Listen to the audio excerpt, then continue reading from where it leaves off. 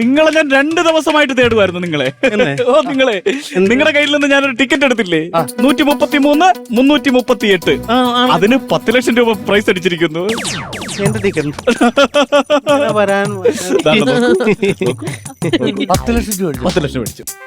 ശരിയാണോ? ഓക്കെ, അടിച്ചല്ലോ. അടിച്ചണ്ട് വിശ്വാസമായല്ലോ. വിശ്വാസമായി അടിച്ചണ്ട്. ദൈവമേ, ഞാൻ അന്വേഷിച്ച് നടക്കാറുണ്ട്. അപ്പൊ ആ 10 ലക്ഷം രൂപ എങ്ങ് തരൂ.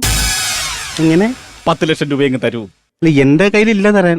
സുഹൃത്തെ, അങ്ങനെ പറയരുത്. കഴിഞ്ഞ പ്രാവശ്യം താങ്കളുടെ കയ്യിൽ നിന്ന് ഞാനൊരു ടിക്കറ്റ് എടുത്തു, അതിന് 500 രൂപ പ്രൈസ് അടിച്ചു. താങ്കൾക്ക് ഞാൻ ടിക്കറ്റ് തന്നു, താങ്കൾ എനിക്ക് 500 രൂപ തന്നു. അതിന് മുമ്പത്തെ പ്രാവശ്യം എനിക്ക് താങ്കളുടെ കയ്യിൽ നിന്ന് ഞാനൊരു ടിക്കറ്റ് എടുത്തു, അതിന് 1000 രൂപ പ്രൈസ് അടിച്ചു. താങ്കളുടെ കയ്യിൽ ഞാൻ ടിക്കറ്റ് തന്നു, താങ്കൾ എനിക്ക് 1000 രൂപ. ഇപ്പോഴെനിക്ക് 10 ലക്ഷം രൂപ അടിച്ചു. ടിക്കറ്റ് ഞാൻ താങ്കളുടെ കയ്യിൽ തരുന്നു, എന്റെ 10 ലക്ഷം. അല്ല, അതെ, അത് ഈ ബാങ്കുമായിട്ട് ബന്ധപ്പെട്ടാലൊക്കെ ഈ പൈസ കിട്ടുള്ളൂ. അതാണ്. എന്റെ 10 ലക്ഷം രൂപ നിങ്ങൾക്ക് തരാൻ പറ്റുമോ ഇല്ലയോ? എന്റെ കയ്യിൽ ഇല്ല, എനിക്ക് തരാൻ പറ്റില്ല. എന്തേ? തരാൻ പറ്റുമോ? ഇല്ല, എന്റെ കയ്യിൽ ഇല്ല, തരാൻ പറ്റില്ല. എന്തേ? നാടാ, പിടിയടാ നിന്റെ ടിക്കറ്റ്. എന്റെ 40 രൂപ ഇങ്ങട്. എന്റെ 40 രൂപ ഇട്. നീയായിട്ട് ഒരു പരിപാടിയിൽ ഒരു മനുഷ്യനെ പറഞ്ഞു പറ്റിക്കുക സുഹൃത്തെ, അത് മനസ്സിലാക്കണം. എന്ത് പ്രാന്തനാണ്. 10 ലക്ഷം രൂപ അടിച്ചു. നിന്റെ 40. സുഹൃത്തെ, ഇനിയും ഒരു മനുഷ്യനെയും പറ്റിച്ച് ജീവിക്കരുത്.